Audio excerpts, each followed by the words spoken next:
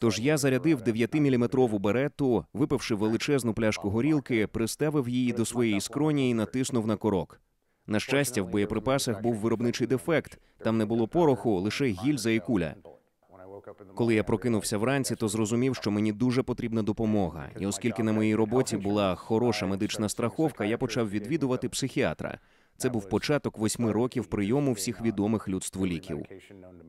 Це було одне з найкращих рішень у моєму житті, тому що інтерн з медичного університету Південної Кароліни знала про випробування терапії з використанням MDMA, і вона передала мені складений аркуш паперу і сказала: «Слухай, не відкривай його, поки не підеш, бо я не повинна тобі про це розповідати». Я відкрив його, і там було 3 слова: «Загугли MDMA ПТСР».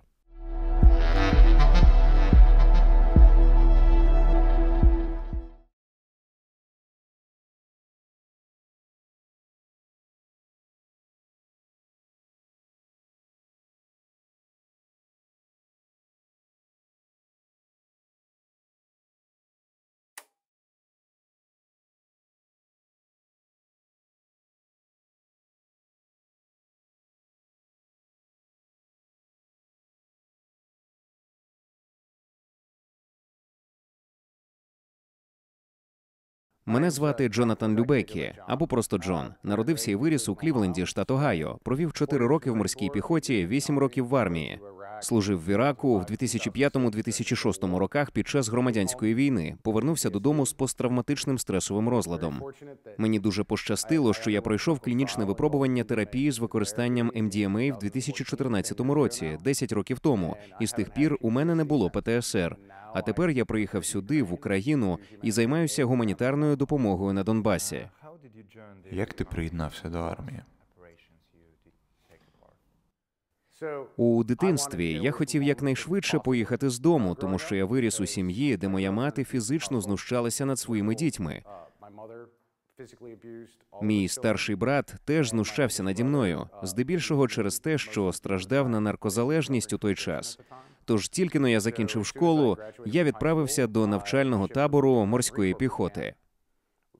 Я не служив у морській піхоті у воєнний час. Я був вантажником на великому вантажному літаку Сі-130. Рік жив у Японії, подорожував світом, побував у десятках країн, і це одна з причин, чому я й досі полюбляю подорожувати, досліджувати та відвідувати нові місця. Я прослужив 4 роки, пішов, а потім побачив, що сталося 11 вересня 2001-го, коли на Сполучені Штати напали. Я знав, що якщо моя країна вступить у війну, я повинен поїхати. Тож я вступив до лав армії. В армії мені також дозволили літати на гелікоптерах без спеціального сертифікату, а я завжди мріяв бути пілотом. Тож я, як і багато українців, коли на Україну напали, я взяв до рук гвинтівку і пішов воювати. На жаль, під час перебування в Іраку я зазнав поранення і був звільнений за станом здоров'я після повернення. Розкажи про найгірший день під час твого перебування в Іраку. На другу ніч, коли ми були в Іраку, база потрапила під обстріл. Міномети і ракети. Сі-Ремс, ці гігантські, дуже гучні гармати, які намагаються збити ці штуки в небі, почали працювати. І мій командир зібрав усіх у стрій. Ми не йдемо в укриття, стоїмо на плацу, щоб він міг перерахувати всіх і переконатися, що всі на місці.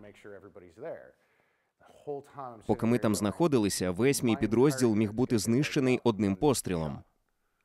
Потім мою базу обстрілювали понад 6 тисяч разів за рік. І коли щодня падають бомби, ти розумієш, що мало що можеш вдіяти. Чим більше разів потрапляєш під мінометний обстріл, тим більше звикаєш до цього. І це просто стає частиною твого повсякденного життя. Тож нас просто постійно бомбили, а потім я повернувся додому. Чи доводилося тобі втрачати друзів в Іраку? Моєму підрозділу насправді дуже пощастило, ми нікого не втратили. Але більшість людей, яких я втратив, загинули не на полі бою. Вони покінчили життя самогубством після повернення додому. У мене вдома на холодильнику висить список із 154 імен людей, яких я знаю, які покінчили життя самогубством. В одному з інтерв'ю ти сказав, що повернення додому було гіршим за найнебезпечніший день, проведений в Іраку. Чому так?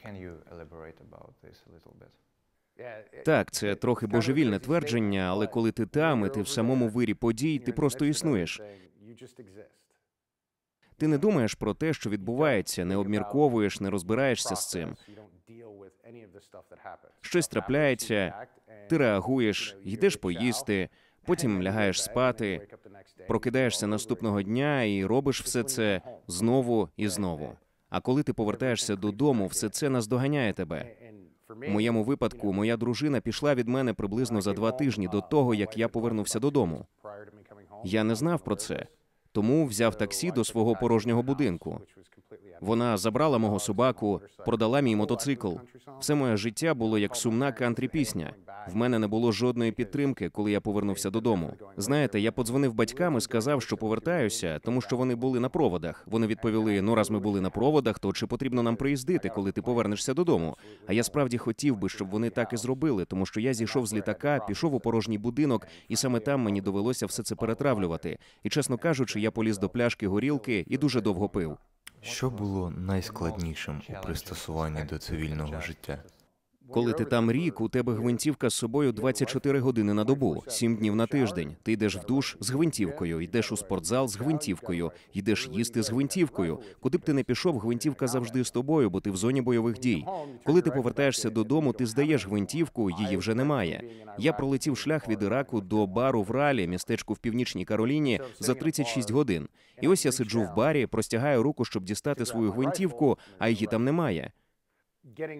Звикати до відсутності гвинтівки, до відсутності постійного дзижчання генераторів – це дивно. А це лише частина повернення додому. І це частина повернення додому для всіх. Я знаю кількох людей, які вмикали газонокосарки та інші речі в гаражі на ніч, бо саме це дзижчання допомагало їм заснути. Це все досить швидко проходить. За тиждень, 2 тижні, може за місяць. Нічого страшного. Але дивно постійно шукати свою гвинтівку. Найважче, приблизно через місяць, стає ще гірше, бо тобі чуються якісь звуки, щоночі сняться кошмари. Я не міг спати більше години, не прокидаючись у холодному поті. І я все ще чув бомби, гелікоптери та інші звуки. Коли ми повернулися, нам треба було йти на стрільбище, а це було через 7, 8, 9 місяців після повернення з Іраку. І я зайшов у туалет. Коли я відчинив двері, я подумав, що повернувся в Ірак. І це був мій перший флешбек. Чи пам'ятаєш ти момент, коли зрозумів, що тобі потрібна психологічна допомога?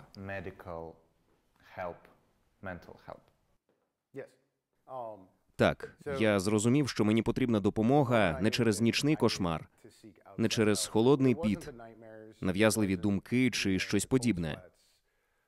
Це був святвечір і різдвяний ранок 2006 року. Я був наодинці, тому пішов до бару в Ралі. Сів, замовив випивку, свою стандартну подвійну порцію горілки з редбулом. Всі, хто мене знає, знають, що я п'ю її постійно. Тож я замовив випивку, і коли я вже випив половину, я почув церковні дзвони, що сповіщали про опівнічну месу. Я зрозумів, що маю бути там, а не тут. Я сплатив рахунок і пішов до церкви Пресвятого Серця. Коли я туди прийшов, у мене по обличчю текли сльози. І я попросився увійти.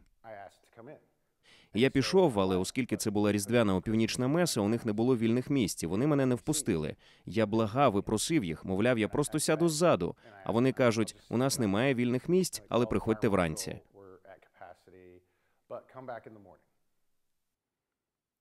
І ось коли мене відкинули в місці, яке мало бути притулком, це мене знищило.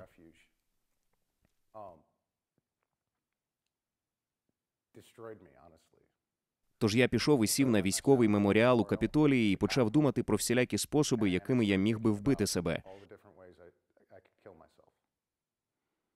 На одному з брифінгів, який проводила армія, сказали, якщо ти думаєш про це, тобі варто звернутися до лікаря. Я так і зробив. Я пішов до військово-медичного центру ВОМАК у Форт-Ліберті. Зайшов до відділення невідкладної допомоги і прямо сказав їм, що збираюся покінчити з життям. Вони приставили до мене наглядача з самогубцями, а потім прийшов лікар і сказав, Слухай, зараз Різдво, ми мало що можемо зробити, тому ось вам 6 таблеток Ксанаксу. Не приймайте їх усі одночасно, бо це вб'є вас. У вас вдома є зброя? Я кажу, так, купа. Він каже, розбуди сусідів і віддай їм зброю.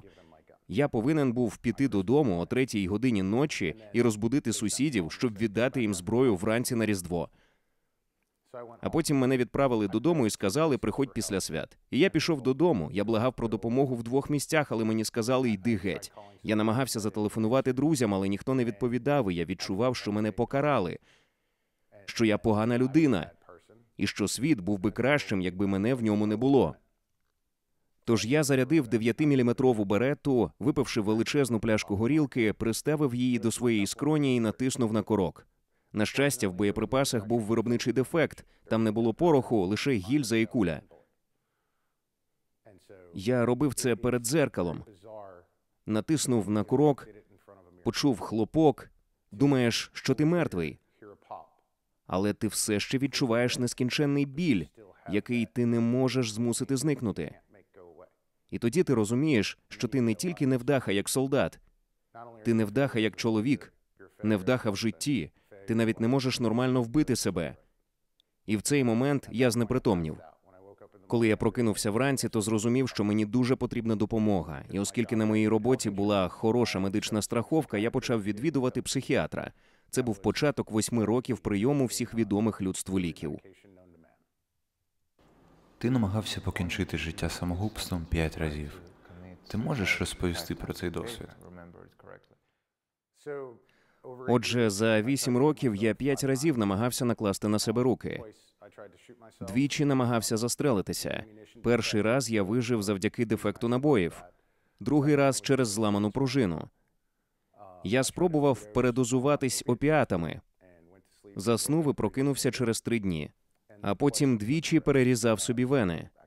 У мене досі залишилися шрами. Перші 4 рази були протягом перших 3 років після повернення. Я стояв на мостах сотні разів. Я їхав автівкою звичайнісінький день, а мій мозок казав, зверни з дороги і з'їдь з мосту.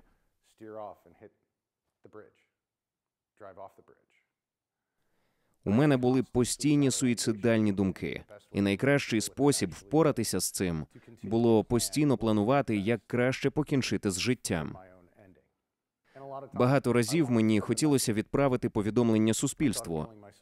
Я думав про те, щоб вбити себе в військовому кладовищі Арлінгтон, вбити себе перед госпіталем ветеранів, що завгодно, тому що я знав, що мені потрібна допомога, а я не міг її отримати. Як ти дізнався про терапію з використанням MDMA? Отже, після моєї останньої спроби самогубства, 4 листопада 2013 року, мене госпіталізували до лікарні ветеранів у Чарлстоні, Південна Кароліна. І перш ніж вони змогли мене виписати, перше, що вони зробили, запропонували мені план запобігання самогубствам. Тобто, знаєте, вони запитали, що ми можемо зробити, щоб переконатися, що це не повториться знову. Я сказав, мені потрібна щотижнева терапія, обов'язково щотижня, і треба віддати належне управлінню у справах ветеранів у Чарлстоні. Голова психіатрії пообіцяла, що вона це зробить, і вона це зробила. Вона відвідувала мене щотижня. Одного тижня, через кілька місяців після цього, виникла проблема з іншим пацієнтом на поверсі стаціонару, тож вона спустилася, привіталася зі мною і сказала, «Слухай, у мене проблема з іншим ветераном, з якою мені потрібно розібратися. Я не можу зустрітися з тобою сьогодні. Якщо ти хочеш зустрітися з моїм інтерном, якщо тобі потрібні ліки, я можу виписати їх, і ти зможеш забрати їх перед від'їздом. Або ми можемо побачитись, просто це буде наступного тижня». Я кажу, мені потрібні ліки, тож я посиджу з інтерном. І це було одне з найкращих рішень у моєму житті, тому що інтерн з медичного університету Південної Кароліни знала про випробування терапії з використанням MDMA, яке проходило у Чарлстоні, і тому, будучи інтерном, вона була однією з небагатьох людей, які, напевно, прочитали всю мою довбану медичну карту за дуже довгий час. І вона передала мені складений аркуш паперу і сказала, «Слухай, не відкривай його, поки не підеш, бо я не повинна тобі про це розповідати». Я відкрив його, і там було 3 слова. Загугли MDMA ПТСР. Я так і зробив. Я знайшов клінічні випробування Lakers Therapeutics, що проходили в Чарльстоні, зателефонував їм і сказав: «Привіт, я в біса збожеволів, чи можете ви допомогти?» А вони відповіли: «Ну чуєш, ми не любимо використовувати такі слова». Тож я пояснив їм свою ситуацію, і вони сказали: «О, ні, ти справді божевільний». І так я пройшов медичні обстеження та інші подібні речі. І оскільки одна людина вибула з випробування після одного сеансу, бо відчула, що зцілилася, вони змогли розширити групу на одну особу. Тож я був 26-ю людиною в групі з 25 осіб, в якій брали участь ветерани та працівники служб швидкого реагування. Свою першу дозу MDMA я прийняв 22 листопада 2014 року, рівно через 8 років з дня мого повернення з військової служби, що я усвідомив лише роки 2 тому. Можеш описати перший досвід вживання препарату? Одна з речей, яку, мабуть, найскладніше пояснити тому, хто ніколи не пробував ці речовини, це те, як це приймати ці речовини. Вам дуже сподобається. Як я це описую, це як закінчити сеанс терапії, коли вас обіймають усі, хто вас любить. У ванні повній цуценят, які лижуть вам обличчя. Отже, ви починаєте з 3 сеансів, вони називаються сеансами інтеграції, які є звичайними сеансами розмовної терапії. От як ми з вами регулярно розмовляємо. Ви не вживаєте наркотики, ви нічого не робите. Вони тривають близько 90 хвилин. Мій перший активний сеанс, коли я вперше прийняв психоделіки, MDMA чи щось подібне, я з'явився на клінічних випробуваннях, тож мене підключили до апаратів, щоб контролювати кров'яний тиск і все таке інше. Ви готові? Я такий: звичайно, чому б ні? І вони простягають мені це блюдечко, а на ньому пігулка. Я так сподівався, що вони дадуть мені 2, червону і синю, і одна з них плацебо, а інша ні. Я не знаю, яка саме, але це була одна маленька зелена пігулка. Я просто базікав з 2 терапевтами, а потім приблизно через 40-45 хвилин почало діяти. І я помітив, що почало діяти, бо заплющив очі і побачив те, що виглядало як графічний папір. Але він не був пласким. Він рухався, ніби це була рідина, що дуже дивно. Я сказав: здається, зараз починає діяти. А потім, коли препарат почав діяти, я точно зрозумів, чому люди приймають його. Я також до цього дня не розумію, як люди ходять на рейви, танцюють і роблять всілякі речі під цим. Тому що я був дуже щасливий, просто лежачи під моєю зручною ковдрою. І мені здається, що я провів приблизно половину свого першого сеансу, просто кажучи: ця штука дивовижна. Але коли ми перейшли до терапії, вони поставили мені те, що я називаю питаннями з дитячого садка, тобто питання, які ставлять у дитячому садку і на які, незалежно від того, наскільки важким є ваш ПТСР, ви завжди можете відповісти. Питання на кшталт: якою була їжа? Яка була погода? Такі прості запитання. Я відповів на це запитання. Я просто продовжував говорити. Коли я йшов туди, я думав, що буду говорити про Ірак і свій ПТСР, а в підсумку я пережив усі травми свого життя, починаючи з дитинства і закінчуючи від'їздом дружини, Іраком, а також усіма поганими речами, які коли-небудь траплялися в моєму житті, і опрацював їх. Тож ви можете відкритися. MDMA усуває панічну реакцію, і ви можете заглибитися в травматичні події у спогадах і переварити їх. MDMA впливає в основному на 2 частини мозку. Одна з них – мигдалеподібне тіло, яке відповідає за реакцію та страх. Ми всі були налякані у своєму житті, перелякані тощо. Ця реакція походить від нашого мигдалеподібного тіла. Психоделік приглушує цю реакцію, і саме тому у нас не виникає панічних атак і подібних речей. MDMA також впливає на префронтальну кору, передню частину мозку, яка відповідає за емоційну регуляцію, що дозволяє вам обробляти емоції та події більш ефективно та краще. Я щиро вірю, що MDMA був спеціально розроблений, щоб впливати на мозок, зокрема при ПТСР. Речовина притупляє цю реакцію на травму. У мене більше не було панічних атак. Джоне, скільки сесій терапії в тебе було? З MDMA було 3 8-годинні сеанси. Але ви продовжуєте думати і переживати, і тому продовження терапії, безумовно, допомагає. І одна з важливих речей, яку я постійно повторюю: якщо ви не займаєтеся терапією, ви просто вживаєте наркотики.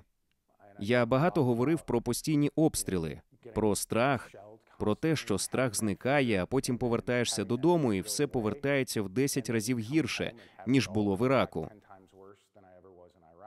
І ми говорили про насильство, яке я зазнав у дитинстві. Ми говорили про те, як це повертатися додому, де тебе не чекають. Я говорив про свої спроби самогубства.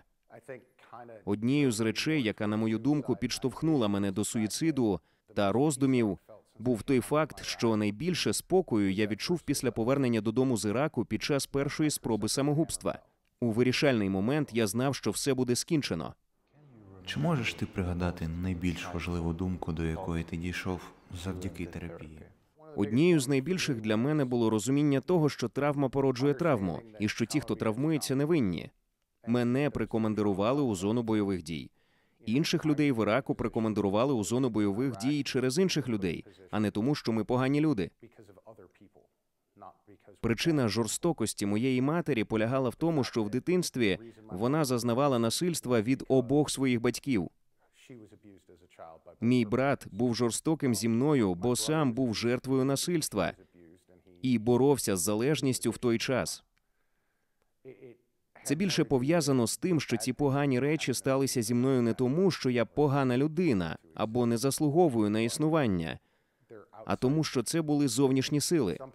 У деяких моментах я відігравав певну роль, і я усвідомлював ці речі. Але саме тому я твердо переконаний, кожна людина на цій планеті заслуговує на зцілення, незалежно від того, якими можуть бути її минулі вчинки. Частково тому, що багато з цих поганих вчинків сталися через інших людей. Чи ти пам'ятаєш день, коли відчув: я вилікувався, я вільний? Це трохи дивно. Я не пам'ятаю першої ночі, коли мені не наснився кошмар. Я пам'ятаю першу ніч, коли ретроспективно зрозумів, що мені не сняться кошмари. І це був дивовижний досвід. Я не пам'ятаю першого дня, коли я не думав про самогубство, але я пам'ятаю перший день, коли я помітив це. А ще після терапії я зрозумів, наскільки мені стало краще, тож я намагався підштовхнути себе, щоб побачити, наскільки я гарна людина. Раніше було багато речей, які я намагався уникати, бо вони надто сильно тригерили мене. А тепер я ходив і дивився воєнні фільми. Однією з визначних подій для мене був фільм «Американський снайпер», тому що коли я був в Іраку, я носив снайперську гвинтівку 50-го калібру. Отже, дивитися цей фільм, який дуже реалістично зображує те, що відбувалося в Іраку, раніше було б для мене дуже важко. Але не зараз. Ще одним важливим моментом для мене був День Незалежності США, 4 липня. До того, як я пройшов терапію, я проживав у Південній Кароліні, а у Південній Кароліні дуже люблять феєрверки. Феєрверки були настільки гучними, що мій будинок трясло. Я був у своїй шафі, в бронежилеті зі своїм службовим собакою, і мене переслідували спогади. Моя дружина в той час взяла мене, посадила в машину і відвезла до інших ветеранів. Я сидів там, тому що це була будівля з подвійними стінами з шлакоблоку, і розмовляв з ветеранами, і пив, тому що я не міг функціонувати взагалі. Це було настільки жахливо. Після терапії кожного 4 липня я був розлючений через надмірну кількість феєрверків, але у мене не буває жодних флешбеків. А зараз я навіть люблю феєрверки. І цього 4 липня я знову одягну той самий бронежилет, тільки я буду на Донбасі, допомагати людям, а не в своїй шафі. Для мене зцілення працювало не так, що я пройшов терапію, а потім раптом у мене миттєво не стало ПТСР. Насправді, мені знадобилося близько року, щоб повністю відновитися. Більшість учасників, з якими я спілкувався, можна розділити на дві групи. В одних трапляється момент осяяння. Під час занять у них клац, і все стає на свої місця. Клац, і у них немає ПТСР. Для мене це було більше схоже на те, що я називаю ефектом Драно. Драно – це американський засіб, який використовується для прочищення каналізації. Коли ви його використовуєте, ви заливаєте його в засмічену каналізацію, і він потроху прочищує її. Потім заливаєте ще раз, він прочищає ще більше. Заливаєте ще раз, він прочищає ще більше. У мене це зайняло багато часу. Насправді, оскільки я брав участь у клінічному дослідженні, у мене є показники щодо мого стану. Мій ПТСР зменшився приблизно на 80% протягом 2 місяців, але моя депресія зменшилася лише на 20%. Під час підсумкового річного спостереження мій ПТСР все ще залишався на тому ж рівні, що й після закінчення терапії, але депресія зменшилася на 80%. Як показало терапевтичне дослідження, здається, в 70% людей трапилася ремісія. У 88% людей зменшилися симптоми, що також означає, що є 12% людей, для яких це не спрацювало з будь-якої причини. Все частіше говорять про використання психоделіків для лікування психічних розладів. Через те, як психоделіки працюють, вони можуть мати й інші переваги. Наприклад, є дивовижна стаття, написана майором морської піхоти, про те, щоб дозволити аналітикам розвідки вживати ЛСД в мікродозах. Тому що в США вони вивчають терабіти даних в день, намагаючись встановити мікроскопічні зв'язки, побачити деталі, з'ясувати, хто погані хлопці, яка їхня мета. І оскільки препарат відкриває нові шляхи і нові способи мислення, потенційно мікродозування ЛСД може зробити аналітиків розвідки кращими аналітиками, щоб вони правильно визначали цілі. Якщо ви робите кращий аналіз, у вас є кращі факти, менше поганих речей трапляється. І саме тому я працював над легалізацією речовин з конгресменом Деном Креншоу. Першим позитивним законодавчим актом щодо психоделіків у Сполучених Штатах була вимога до Міністерства оборони США негайно розпочати клінічні випробування на людях з використанням МДМА, псилоцибіну, ібогаїну, метоксидиметилтриптамину, аяуаску, але таким чином не відлякуючи американських політиків. Отже, зараз ти в Україні. Що ти тут робиш? Я в Україні. Це прекрасна країна. Я люблю її. Мені подобаються люди, одні з найкращих людей, яких я зустрічав. Коли в лютому 2022 року сталася ескалація, я хотів взяти гвинтівку і вступити до Інтернаціонального легіону. Але мене зупинило те, що робота, пов'язана з психічним здоров'ям, є більш цінною для світу і, чесно кажучи, для України, ніж якщо я візьму в руки гвинтівку і стану солдатом. Мої перші кілька поїздок в Україну зовсім не були пов'язані з наркополітикою. Вже потім Українська асоціація психоделічних досліджень, UPRA, дізналася, що я тут. Так я почав спілкуватися з людьми, які працюють у сфері психічного здоров'я та UPRA. І вони попросили мене допомогти їм контактувати з урядом і поділитися з можновладцями моєю історією.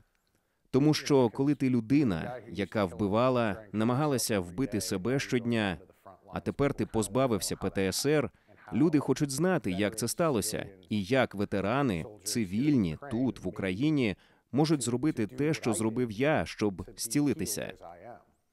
Працювати над наркополітикою тут набагато легше, ніж у Сполучених Штатах. Тому що український уряд розглядає цю сферу суто як медичну. Настільки, що, сподіваємося, в листопаді український парламент ухвалить закон, який дозволить проводити дослідження наркотиків, а це означає, що вони зможуть почати досліджувати терапію з використанням МДМА, а також псилоцибіну та інших препаратів як засобів лікування. Тому що ви – це ціла країна, яка була травмована. Чи відомі тобі випадки лікування українських ветеранів з використанням психоделіків? Так, один з моїх хороших друзів, Стас. Насправді він молдаванин, який воював в АТО, підірвався на фугасі, втратив ногу, руку. Він був дуже правих поглядів. Він проходив терапію за допомогою псилоцибіну, яка допомогла йому зцілитися психічно. І одна з речей, яку він усвідомив, це те, що він не повинен бути радикалом та правим. Є також кілька людей, які нелегально лікують ветеранів псилоцибіном у підпіллі.